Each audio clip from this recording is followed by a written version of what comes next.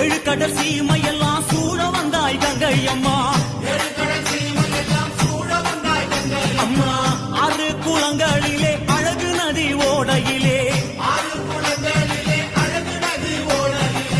எரி குளங்களிலே எழுந்து விளையாட வந்தாய்.